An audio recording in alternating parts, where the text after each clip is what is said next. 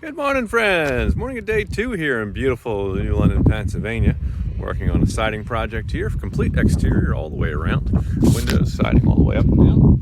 And we've come around to the front of the house. We've started stripping off the Tyvek here so we can reveal what's going on with the sheathing on the side of the house.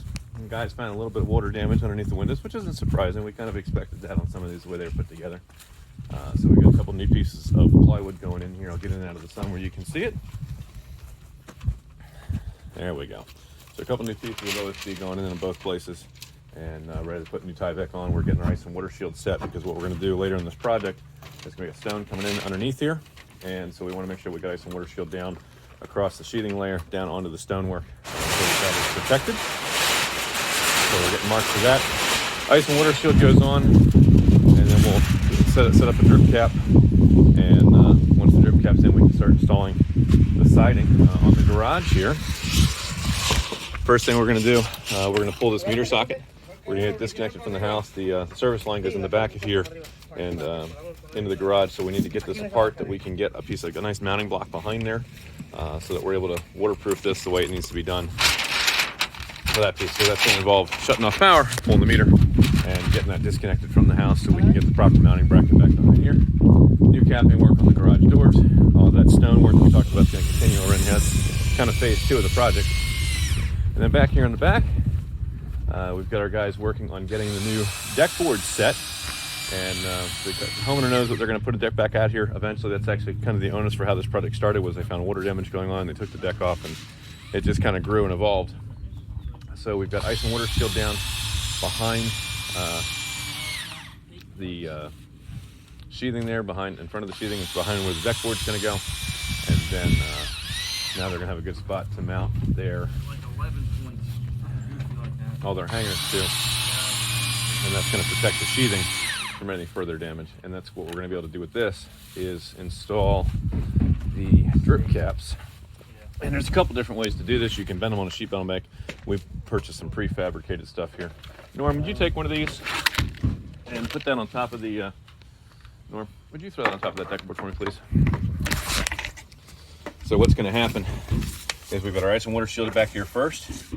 Drip cap's going to go on here second on top of this, and then our house wrap and all of our layers are going to come down in front of this. So any water that comes down the house winds up in front of this, over here, and out, and doesn't have the opportunity to get behind here. And that's how this rotted out last time.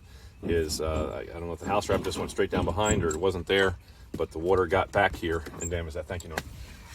So the next step, once they get this in, we're actually going to pull this door. This was previously installed by a different contractor, but some of the flashing work, we're just going to be generous and say it wasn't done correctly. So once we get the flashing system set up in here with the ice and water shield where it needs to go, the deck flash in, one of the next steps will be to take that door out. We're going to wrap house wrap into that opening. We're going to get a proper pan in there. And then again, any water that's able to get past that door or get back on there is going to be able to come out the bottom and out onto the flashing system and be moved forward to the outside as we work our way down these layers and out towards the house. So we got 28 feet of ledge board that's going up. The guys are working on that now. And once that's finished, we're going to be ready to rock and roll on starting to put the siding back up. But that piece has to be in first, so all those moisture layers are correct, the barriers are correct, and we'll be able to put things back where they go. So, give you a nice wide shot. This is what got done yesterday. We got all new Tyvek across the first layer of the house. We haven't done anything up on the second floor yet. We've just been working on the kitchen window, this double window here. We reframed the bathroom window so it was a little bit larger. It was an octagon first, so we took that out, reframed that, so that's now a square window, and we started working on these two windows here in the corner. So once we get that ledge board finished in place, flashed correctly, all the house wrap down where it needs to be, we're going to start working our siding, left to right, right to left, across, and start bringing things up. We'll start running the guys up on the pump jacks as we get to that next middle layer. Then we're going to pull out those 3 windows up there. We'll replace them. In the process of doing all that, replacing the house wrap as well. Life is happy-go-lucky, and then we can keep coming up with the siding. We'll finish the back of the house, and then we'll keep working our way around. Let me give you a walk down the other side here. This is going to be a lot of fun too. We've got our camera set up for the time lapse, so we'll smile and wave at that, and we'll get a chance to see that video at some point here in this process. So Tyvek coming across, deck boards, ice and water shield, ledge board flashing. This process is going to be pretty straightforward. Coming around here, window replace on the right here, and then this bay window is going to come out, and we've got a new unit to go in place of that. And all these gable vents, let's talk about roof ventilation for a second. We got a gable vent here, we got another gable vent up here, we got another one on the far end. This house has ventilated soffit. So I can get in here and show you. This may not show up too well on the camera, but these are ventilated soffit features. The vents are hidden up inside the cracks there. So that allows for air intake. And then when they had the roof put on not too long ago, see if I can get over here from this side so you can see, there is a shingle over ridge vent that we can see here from the ground. And I don't know if it's going to show up in the video, but it's there. So what we want to do is we want to take out these gable vents and we want to board over them and eliminate them. Now we can put it back in for show, but we don't want any air coming in those vents. And the reason why is this: you've got that continuous shingle over ridge.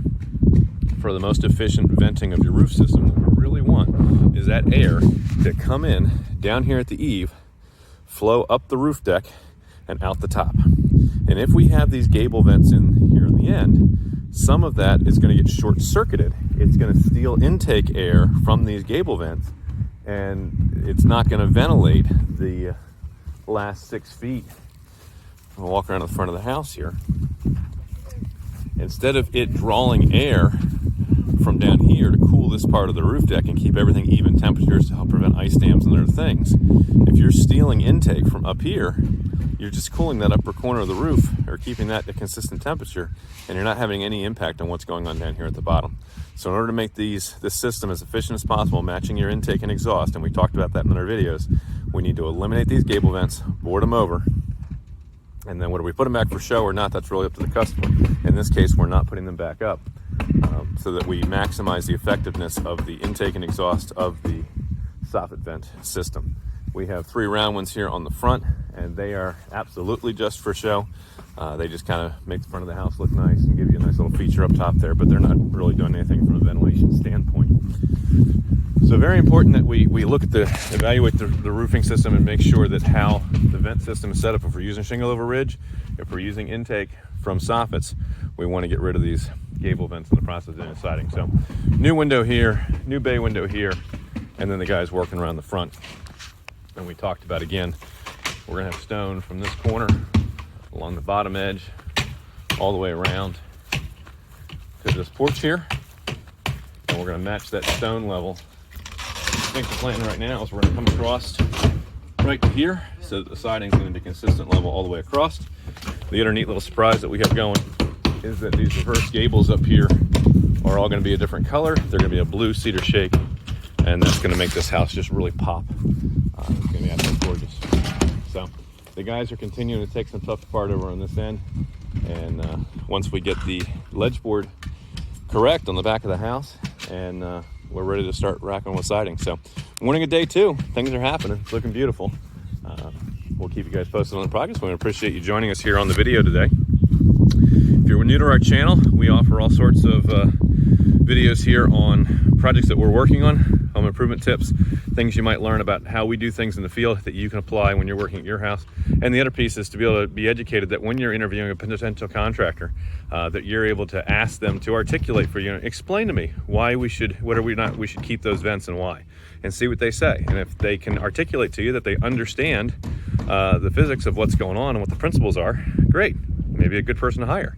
If they don't have a clue, that's a good way for you to have educated yourself so you could ask them the right questions to be able to find out whether this is somebody that you want working on your home or not. Because if a team doesn't get the flashing layers right, yeah, it may look good on the outside, but if it's causing water damage on the inside, you're gonna have a big expensive repair bill down the road. So this is Drew with Coatbuilt, your full service construction and renovation company here in New London, Pennsylvania. Pennsylvania contractor number 88078. We have a dedicated office staff there to assist you weekdays, 9:30 in the morning until 2 in the afternoon. Phone number at the office is 484-748-0008. Please choose option 2 for Cope Construction and Renovation, and extension 2 for new projects, and let us know what problem we can solve for you. There's nothing we don't work on: roofing, siding, windows, doors, decks, basement renovations, kitchen makeovers, new bathrooms, and all the interior plumbing, electrical, drywall, spackle, paint. We'll build your custom dream house or garage in addition to your house. Whatever it is that we can assist you with, give our team a call or message us through our Facebook page. That's typically the fastest way to get hold of us. Take some pictures of your project or your problem, send them to our team. We'll get you a quick virtual ballpark, and then if you want to move forward with an on-site proposal visit, we can talk about the steps necessary to make that happen.